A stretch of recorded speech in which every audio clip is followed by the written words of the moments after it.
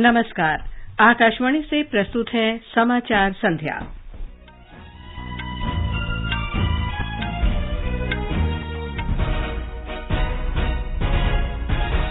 मंत्रिमंडल ने government e market place पर सहकारी संस्थाओं से खरीद के प्रस्ताव को मंजूरी दी। सरकार ने छत्तीसगढ़ के 3 जिलों के स्थानीय आदिवासी युवाओं को कांस्टेबल की भर्ती के लिए योग्यता में छूट दी। प्रधानमंत्री नरेंद्र मोदी ने कहा, सरकार ने पिछले 8 सालों में महिलाओं के सशक्तिकरण के लिए कोई कसर नहीं छोड़ी। चीनी निर्यात पर प्रतिबंध आज से लागू। बिहार में मुख्यमंत्री की अध्यक्षता में सर्वदलीय बैठक में राज्य में जाति आधारित जनगणना को मंजूरी दी गई। विदेश मंत्री सुब्रमण्यम जयशंकर स्लोवाकिया और चेक गणराज्य की 5 दिन की यात्रा पर कल रवाना होंगे।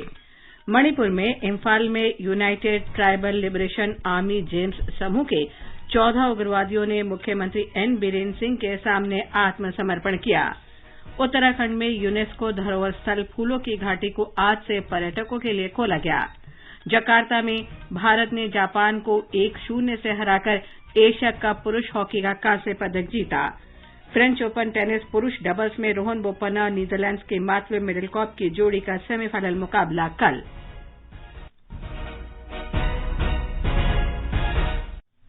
समाचार संध्या में मुनीश शर्मा के साथ मैं लवलीन निगम। मंत्रिमंडल ने government e market place GEM पर सहकारी संस्थाओं से खरीद के प्रस्ताव को मंजूरी दे दी है। सूचना और प्रसारण मंत्री अनुराग सिंह ठाकुर ने नई दिल्ली में बताया कि सरकार के इस कदम से सहकारी संस्थाओं को मुक्त और पारदर्शी प्रक्रिया से उचित कीमत हासिल करने में आसानी होगी। उन्होंने कहा कि इससे 8,54,000 से अधिक सहकारी संस्थाओं और इनके 27 करोड़ से अधिक सदस्यों को लाभ होगा।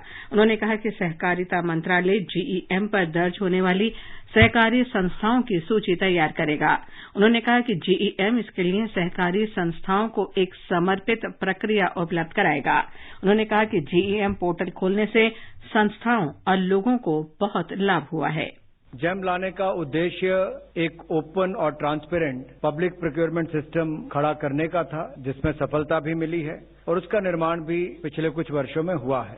अब वो दिन लद गए हैं जब चुनिंदा लोग सरकार को अपना सामान बेचा करते थे और सरकार भी उनसे ही सामान खरीदती थी। जैम पोर्टल के आने से चाहे सेल्फ हेल्प ग्रुप्स हों, एमएसएमईज हों, छोटे व्यापारी हों, इन सबको ही उसमें बहुत लाभ मिला है और सरकार के जो अलग अलग मिनिस्ट्रीज हैं, डिपार्टमेंट्स हैं, पीएसयूज हैं, ऑटोनोमस बॉडीज हैं या लोकल बॉडी, इन सब ने खरीदारी जैम पोर्टल के माध्यम से करने का शुरुआत की। केंद्रीय मंत्रिमंडल ने छत्तीसगढ़ में बीजापुर, दंतेवाड़ा और सुकमा जिले के 400 उम्मीदवारों को केंद्रीय रिजर्व पुलिस बल सीआरपीएफ में सामान्य ड्यूटी कांस्टेबल की भर्ती के लिए अनिवार्य मानकों में छूट देने के गृह मंत्रालय के प्रस्ताव का अनुमोदन कर दिया है। इन जिलों में सीआरपीएफ में कांस्टेबल के पद पर भर्ती होने के लिए युवाओं की शैक्षिक योग्यता 10वीं पास के स्थान पर अब 8वीं पास कर दी गई है। इसके अलावा इन युवाओं को शारीरिक योग्यता में भी छूट दी जाएगी। सरकार के इस फैसले से क्षेत्र के युवाओं को रोजगार मिलने के साथ ही उग्रवाद से निपटने में मदद मिलेगी। प्रधानमंत्री नरेंद्र मोदी ने कहा है कि पिछले 8 सालों में सरकार ने महिला सशक्तिकरण के प्रयासों में कोई कसर नहीं छोड़ी है। श्री मोदी ने कहा कि शुरू से ही सरकार की सर्वोच्च प्राथमिकता रही है कि एक ऐसी विकास यात्रा शुरू की जाए जिसका नेतृत्व महिलाएं करें। उन्होंने कहा कि महिलाओं के नेतृत्व वाले विकास का ही परिणाम है कि हमारी करोड़ों माताओं, बहनों और बेटियों का जीवन पहले से बेहतर हुआ है और वे देश की प्रगति में पूरा योगदान कर रही हैं। नरेंद्र मोदी के नेतृत्व वाली एनडीए सरकार द्वारा की गई कुछ प्रमुख पहल हैं: मुद्रा योजना, प्रधानमंत्री मातृ वंदना योजना, प्रधानमंत्री सुरक्षित मातृत्व अभियान, नल से जल, गैस कनेक्शन और घर में शौचालय, सवैतनिक अवकाश में वृद्धि, सुकन्या समृद्धि योजना के अंतर्गत 2 करोड़ 73 लाख से अधिक खाते, तत्काल 3 तलाक की सामाजिक कुप्रथा को समाप्त करना और सशस्त्र बलों में महिलाओं को स्थायी कमीशन देना। श्री मोदी ने कहा कि परफॉर्म एंड ट्रांसफॉर्म के सिद्धांत से कारोबार अब पहले के मुकाबले सरल हुआ है। उन्होंने कहा कि इन कदमों से भारत के युवाओं को विशेष रूप से लाभ हुआ है और उन्हें संपत्ति निर्माता होने की अपनी आकांक्षा को पूरा करने में मदद मिली है। सेवा, सुशासन और गरीबों का कल्याण पिछले 8 वर्षों में प्रधानमंत्री नरेंद्र मोदी के काम के मंत्र रहे हैं। प्रधानमंत्री नरेंद्र मोदी के नेतृत्व में केंद्र सरकार ने लोगों के लिए सुलभ, स्वतंत्र और सस्ती स्वास्थ्य देखभाल के उद्देश्य को पूरा करने के लिए पिछले 8 वर्षों में कई प्रमुख काम किए हैं। इन प्रयासों ने देश को कोविड महामारी से कुशल तरीके से निपटने में मदद की। भूपेंद्र सिंह की एक रिपोर्ट। देश भर में स्वास्थ्य का विशाल तंत्र विकसित करने के लिए केंद्र सरकार लगातार नए मेडिकल कॉलेजों, अस्पतालों और डॉक्टरों व पैरामेडिक्स की संख्या में इजाफा करने जैसे कदम उठा रही है। देश भर में नए एम्स बनाने के लिए प्रधानमंत्री स्वास्थ्य सुरक्षा योजना के अंतर्गत काम चल रहा है। देश भर में 16 नए एम्स बनाने की अनुमति दी जा चुकी है। अच्छे इलाज के लिए बड़े बड़े शहरों पर निर्भरता कम से कम हो, इसके लिए हेल्थ इंफ्रास्ट्रक्चर पर हमारी सरकार अभूतपूर्व निवेश कर रही है। साल 2014 से पहले देश में सिर्फ 7 एम्स थे। इसमें से भी एक दिल्ली वालों को छोड़ दें तो कहीं एमबीबीएस की पढ़ाई नहीं होती थी। हमने इन सभी को सुधारा और देश में 16 नए एम्स घोषित किए। हमारी सरकार देश के हर जिले में एक मेडिकल कॉलेज जरूर हो, इस लक्ष्य पर काम कर रही है। 2014 से पहले देश में 387 मेडिकल कॉलेज थी। अब इनकी संख्या बढ़कर करीब 600 तक पहुंच रही है।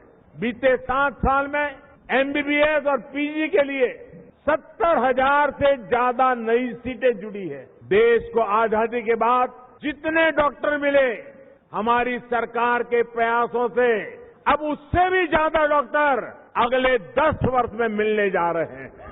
वहीं नए डॉक्टरों की संख्या बढ़ाने के लिए अंडर ग्रेजुएट सीटों में बीते 8 वर्षों में 75% और पोस्ट ग्रेजुएट सीटों में 93% की बढ़ोतरी की गई है। मेडिकल कॉलेजों में सीट बढ़ने का फायदा देश की युवा पीढ़ी को मिला है। अब ज्यादा से ज्यादा युवाओं को डॉक्टरी की पढ़ाई करने का मौका मिल रहा है। बस्ती उत्तर प्रदेश में बने नए मेडिकल कॉलेज में पढ़ाई कर रहे प्रतीक सिंह ने कहा कि डॉक्टरों की संख्या बढ़ने से लोगों को ज्यादा बेहतर इलाज मुहैया कराया जा सकेगा। हमारे इस नए मेडिकल कॉलेज में कई आधुनिक सुविधाएं हैं।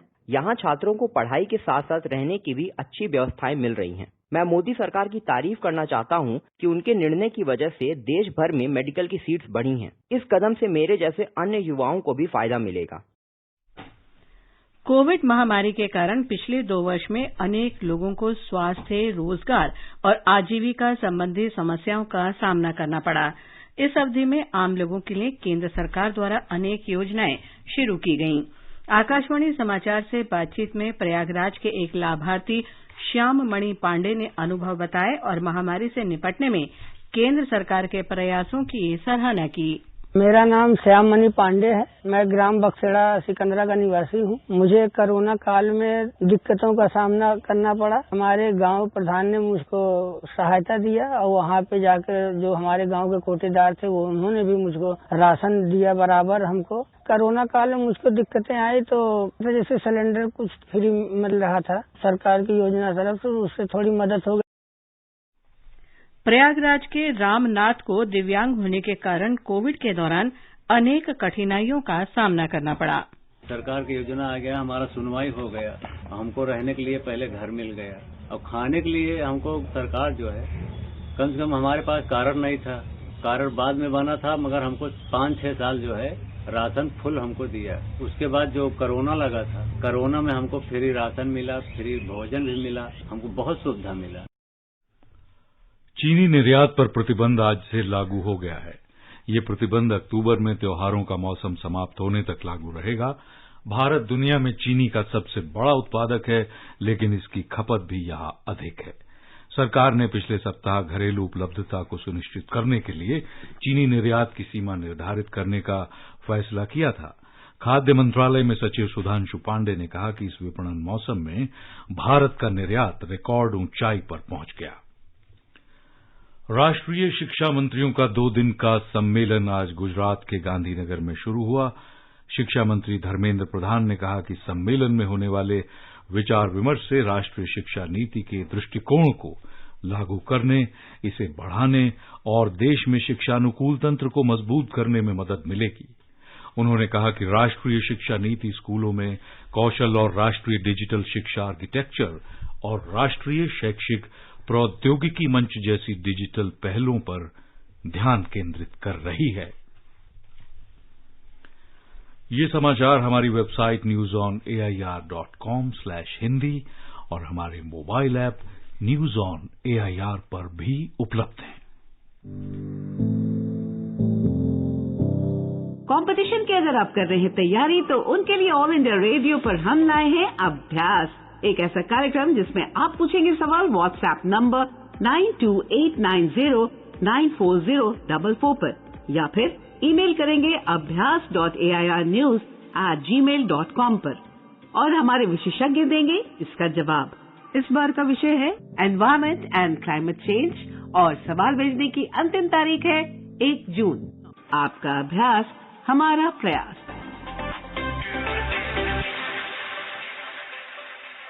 बनना चाहते हैं देश की शान, भरना चाहते हैं एक ऊंची उड़ान, तो शामिल हो जाइए भारतीय वायुसेना में और करिए देश की रक्षा। भारतीय वायुसेना आयोजित कर रहे हैं FCAT एग्जाम, जिसमें शामिल होकर आप भी बन सकते हैं देश का गौरव। आज ही लॉग इन कीजिए careerindianairforce.cdac.in। पंजीकरण का समय 1 से 30 जून।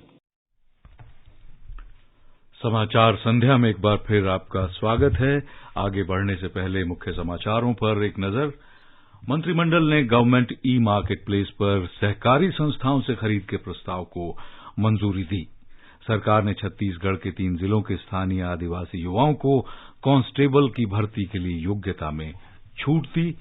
प्रधानमंत्री नरेंद्र मोदी ने कहा है, सरकार ने पिछले 8 सालों में महिलाओं के सशक्तिकरण के लिए कोई कसर नहीं छोड़ी। चीनी निर्यात पर प्रतिबंध आज से लागू। बिहार में मुख्यमंत्री की अध्यक्षता में सर्वदलीय बैठक में राज्य में जाति आधारित जनगणना को मंजूरी दी गई। विदेश मंत्री सुब्रमण्यम जयशंकर स्लोवाकिया और चेक गणराज्य की 5 दिन की यात्रा पर कल होंगे रवाना। मणिपुर के इम्फाल में यूनाइटेड ट्राइबल लिबरेशन आर्मी जेम समूह के 14 उग्रवादियों ने मुख्यमंत्री एन बीरेन्द्र सिंह के सामने आत्मसमर्पण कर दिया है। उत्तराखंड में यूनेस्को धरोहर स्थल फूलों की घाटी को आज से पर्यटकों के लिए खोला गया। जकार्ता में भारत ने जापान को 1-0 से हराकर एशिया कप पुरुष हॉकी का कांस्य पदक जीता। और फ्रेंच ओपन टेनिस में पुरुष डबल्स में रोहन बोपन्ना और नीदरलैंड्स के मात्वे मिडलकॉप की जोड़ी का सेमीफाइनल मुकाबला होगा कल।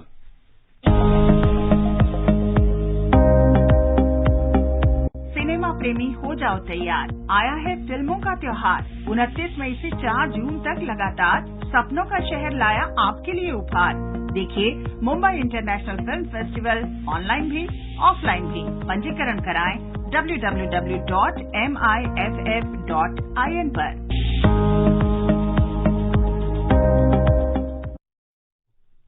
बिहार के मुख्यमंत्री नीतीश कुमार ने आज घोषणा की कि बिहार में जाति आधारित जनगणना की जाएगी। आज इस मुद्दे पर मुख्यमंत्री नीतीश कुमार की अध्यक्षता में सर्वदलीय बैठक हुई, जिसमें सरकार में शामिल भारतीय जनता पार्टी सहित सभी दलों ने सर्वसम्मति से इस पर सहमति जताई। इस आशय का एक प्रस्ताव राज्य मंत्रिमंडल की बैठक में विचार के लिए रखा जाएगा। मुख्यमंत्री नीतीश कुमार ने कहा कि एक निर्धारित समय के भीतर जाति आधारित जनगणना के लिए सभी दलों ने सहमति जताई है। भारतीय जनता पार्टी की वरिष्ठ नेता और केंद्रीय मंत्री स्मृति ईरानी ने गिरफ्तार किए गए दिल्ली सरकार के मंत्री सत्येंद्र जैन को बचाने की कोशिश करने पर आम आदमी पार्टी की आलोचना की। श्रीमती ईरानी ने कहा कि सत्येंद्र जैन ने 2016 में मनी लॉन्ड्रिंग में शामिल होने की बात कही थी। सत्येंद्र जैन ने स्वयं स्वीकार किया कि 16 करोड़ 39 लाख मनी लॉन्ड्रिंग हवाला ऑपरेटर्स के माध्यम से की गई उन कंपनीज में जिनमें सत्येंद्र जैन और उनके परिवार की भागीदारी है। केजरीवाल जी, क्या वो व्यक्ति आज भी आप द्वारा संचालित सरकार का मंत्री बना रहना चाहिए? कल केजरीवाल जी ने अपने प्रेस के वक्तव्य में कहा, भ्रष्टाचार मतलब देश के साथ गद्दारी। केजरीवाल जी, विनम्रता से मेरा अंतिम सवाल, क्या आप देश के गद्दार को पनाह दे रहे हैं? भाजपा ने धन शोधन मामले में मुख्यमंत्री अरविंद केजरीवाल और स्वास्थ्य मंत्री सत्येंद्र जैन के इस्तीफे की मांग की है। उधर मुख्यमंत्री अरविंद केजरीवाल ने कहा था कि सत्येंद्र जैन के खिलाफ मामले फर्जी हैं। मणिपुर में United Tribal Liberation army James group UTLA-J के प्रमुख टोनथांग सिंह सिट सहित 14 उग्रवादियों ने आत्मसमर्पण कर दिया है। आज राजधानी इम्फाल में मुख्यमंत्री एन बीरेन सिंह के सामने मणिपुर राइफल्स की प्रथम बटालियन के इन उग्रवादियों ने अपने हथियार और गोला बारूद सौंप दिए। मुख्यमंत्री ने कहा कि हिंसा से किसी समस्या का समाधान नहीं होता। उन्होंने हथियार उठाने वाले सभी युवकों से राष्ट्र की मुख्यधारा में शामिल होने की अपील की। पंजाब पुलिस ने सिद्धू मूसेवाला हत्या मामले में उत्तराखंड के देहरादून से मनप्रीत सिंह को गिरफ्तार किया है। अदालत ने उसे 5 दिन की पुलिस हिरासत में भेज दिया है। पुलिस ने दावा किया कि संदिग्ध मनप्रीत सिंह ने सिद्धू मूसेवाला की हत्या में मुख्य भूमिका निभाई।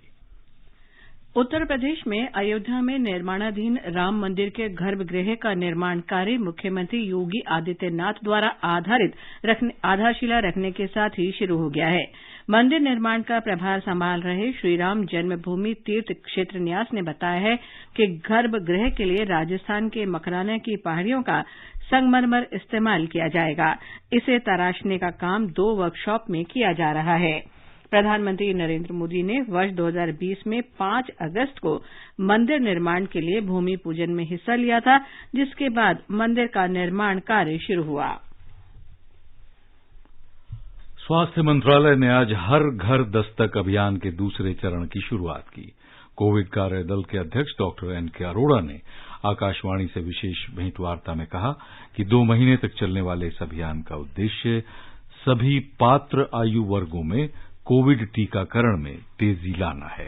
पिछले कुछ 6-8 हफ्तों से देखा गया है कि टीकाकरण की गति में एक सुस्ती आई है। दिन में केवल 10 से 12 लाख टीके ही लग रहे हैं। इन्हीं बातों को ध्यान रखते हुए भारत सरकार ने आज से हर घर दस्तक कार्यक्रम दोबारा शुरू किया है। अब टीकाकरण की जो टीम है वो हर क्षेत्र में जाकर के आपके घर के नजदीक ही टीका लगाने के लिए तैयार है। श्री अरोड़ा का पूरा इंटरव्यू आज रात 9:15 बजे FM गोल्ड चैनल और अतिरिक्त मीटर्स पर सुना जा सकता है। इस बीच राष्ट्रव्यापी टीकाकरण अभियान के तहत देश में अभी तक 193 करोड़ 57 लाख से अधिक कोविड रोधी टीके लगाए जा चुके हैं। सूचना प्रसारण मंत्रालय के सचिव अपूर्व चंद्रा ने कहा है कि प्रसारण में 5G टेक्नोलॉजी से देश में ब्रॉडबैंड सेवाओं और स्पेक्ट्रम के इस्तेमाल में सुधार होगा। नई दिल्ली में आकाशवाणी परिसर में मोबाइल प्रसारण में 5G ब्रॉडबैंड तकनीक पर एक समारोह में उन्होंने कहा कि भारत दुनिया में सबसे अधिक मोबाइल डाटा इस्तेमाल करने वाले देशों में है। सूचना और प्रसारण सचिव ने भारतीय दूरसंचार ऑपरेटरों की सफलता बताते हुए कहा कि वे देश में दुनिया की सबसे सस्ती दरें उपलब्ध कराने में सफल रहे हैं।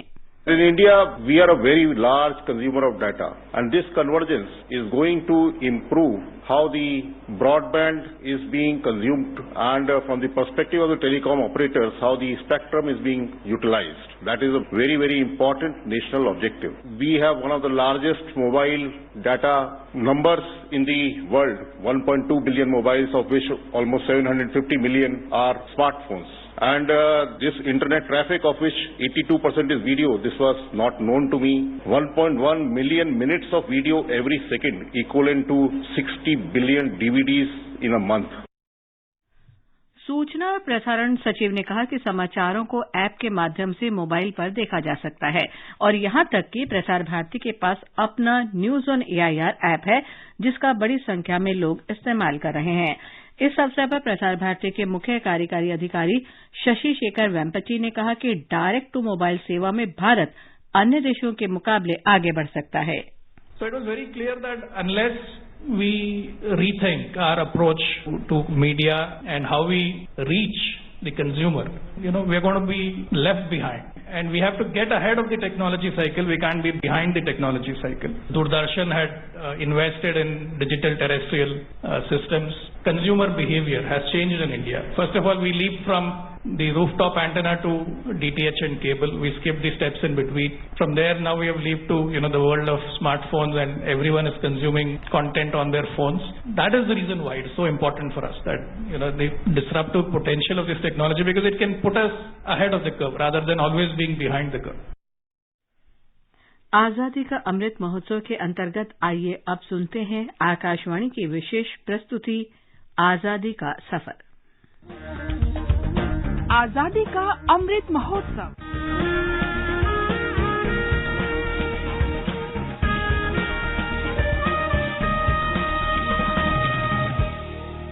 आजादी का सफर आकाशवाणी समाचार के संग भारत का गौरवशाली स्वतंत्रता संघर्ष आधुनिक विश्व के महानतम स्वाधीनता संघर्षों में से एक है। आकाशवाणी से हम आपके लिए प्रत्येक दिन प्रस्तुत कर रहे हैं इसी संघर्ष की एक झलक।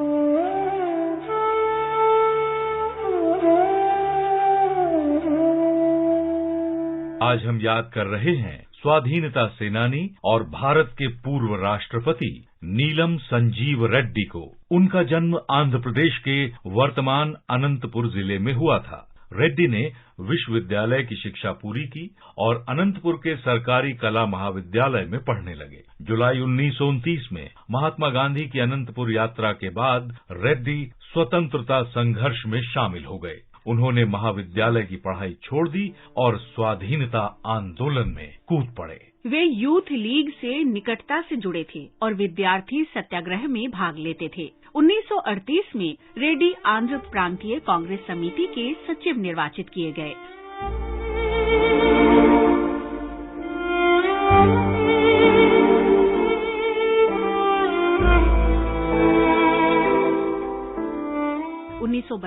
में भारत छोड़ो आंदोलन के समय रेड्डी को गिरफ्तार किया गया और अमरावती कारागार भेज दिया गया। कारागार में उन्होंने स्वतंत्रता सेनानियों टी प्रकाशम, एस सत्यमूर्ति, के कामराज और वीवी गिरी के साथ सजा काटी। रेड्डी 1945 में रिहा किए गए। 1946 में मद्रास विधानसभा के लिए निर्वाचित हुए।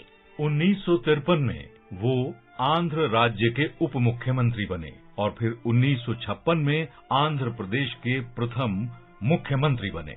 उन्होंने 1964 से 1967 तक कैबिनेट मंत्री के रूप में कार्य किया और 1967 से 1969 तक लोकसभा के अध्यक्ष रहे। रेड्डी 1977 में भी सांसद चुने गए जब वे लोकसभा अध्यक्ष रहे। उसके 3 महीने बाद नीलम संजीव रेड्डी निर्विरोध भारत के छठे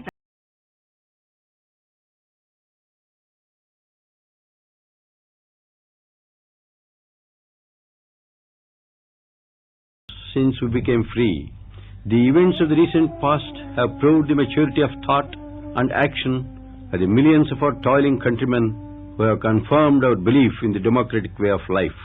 Today we can hold our heads high as the world's largest democracy. And if the democratic way of life is to last, we must look inwards and examine our thoughts and actions.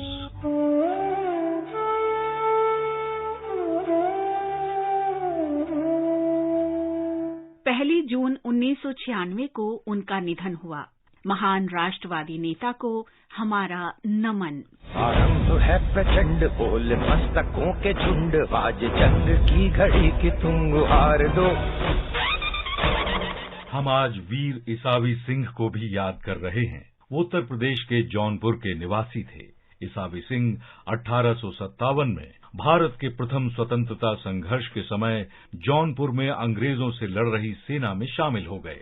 उन्होंने सरकारी गोदाम लूटने के अभियान में भाग लिया और वहीं गोदाम के संरक्षक डेविस की हत्या कर दी। ईसावी सिंह को पकड़ लिया गया और मृत्यु दंड की सजा दी गई। उन्हें 1 जून 1858 को फांसी दे दी गई।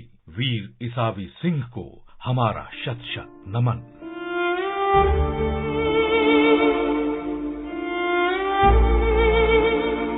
हम आज वीर त्रिलोकीनाथ गुचैत का भी स्मरण कर रहे हैं। वे पश्चिम बंगाल के मेदिनीपुर जिले के निवासी थे। उन्होंने सविनय अवज्ञा आंदोलन के समय कोई कर नहीं अभियान में भाग लिया था। 1 जून 1930 को पुलिस की गोली लगने से उनकी मृत्यु हुई। उनको शत शत नमन।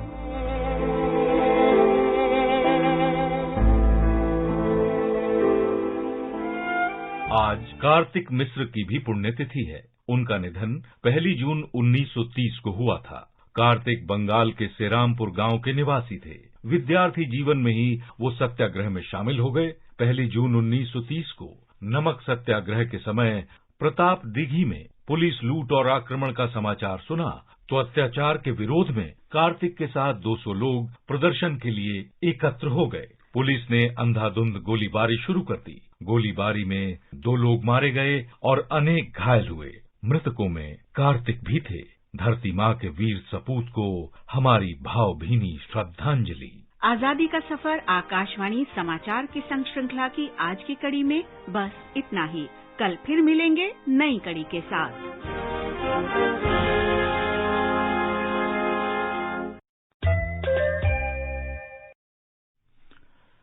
विदेश मंत्री डॉक्टर एस जयशंकर कल से स्लोवाकिया और चेक गणराज्य के 5 दिन की यात्रा पर जाएंगे। डॉक्टर जयशंकर स्लोवाकिया के प्रधानमंत्री एडवार्ड हेगर से मुलाकात करेंगे और वहां के विदेश मंत्री इवान कोरोकोक के साथ भी द्विपक्षीय वार्ता करेंगे। डॉक्टर जयशंकर ग्लोबसेक 2022 फोरम में भी भाग लेंगे। विदेश मंत्री इस मौके पर ऑस्ट्रिया के यूरोपीय और अंतर्राष्ट्रीय मामलों के मंत्री अलेक्जेंडर श्लेनबर्ग से भी मिलेंगे। चेक गणराज्य में डॉक्टर जयशंकर वहां के जन लिपोवस्की के साथ द्विपक्षीय सहयोग की व्यापक समीक्षा करेंगे। भारतीय हॉकी टीम ने एशिया कप का कांस्य पदक जीता है। जकार्ता में तीसरे स्थान के लिए खेले गए मुकाबले में भारत ने जापान को 1-0 से हराया। मैच के 7वें मिनट में राजकुमार पॉल ने फील्ड गोल किया। फाइनल में दक्षिण कोरिया ने मलेशिया को 2-1 से हराकर खिताब पर कब्जा किया। वर्ष के दूसरे grand slam French open tennis tournament के पुरुष डबल सेमीफाइनल में कल रोहन बोपन्ना और हॉलैंड के मादवे मलकप की जोड़ी का सामना एल साल्वाडोर और मार्सेलो अरेवेला तथा नीदरलैंड्स के जीन जूलियन रॉजर से होगा। पुरुष सिंगल्स में स्पेन के राफेल नडाल ने सर्बिया के नोवाक जोकोविच को हराकर सेमीफाइनल में जगह बनाई। महिला सिंगल्स में शीर्ष वरीयता प्राप्त पोलैंड की ईगा स्वितेक ने अंतिम 4 में प्रवेश किया। उत्तराखंड की विश्व प्रसिद्ध फूलों की घाटी को आज पर्यटकों के लिए खोल दिया गया। नंदा देवी राष्ट्रीय उद्यान द्वारा इस यात्रा के लिए सभी तैयारियां पूरी कर ली गई हैं। समुद्र तल से 3,962 मीटर की ऊंचाई पर चमोली जिले में स्थित फूलों की घाटी 87 वर्ग किलोमीटर के दायरे में फैली हुई है। 2005 में इसे यूनेस्को ने विश्व धरोहर स्थल का दर्जा दिया था। और अंत में मुख्य समाचार एक बार फिर। अभी कुछ और समाचार। हिमाचल प्रदेश के सोलन जिले में नौनी के डॉक्टर जसवंत सिंह परमार बागवानी और वन विश्वविद्यालय में आज से 12वां द्विवार्षिक राष्ट्रीय कृषि विज्ञान केंद्र सम्मेलन आयोजित किया जा रहा है। प्राकृतिक कृषि और अन्य सतत कृषि तकनीक पर 2 दिन तक चलने वाले इस सम्मेलन में देश भर से कम 731 कृषि विज्ञान केंद्र और विभिन्न राज्यों से 1000 से अधिक वैज्ञानिक और किसान भाग ले रहे हैं।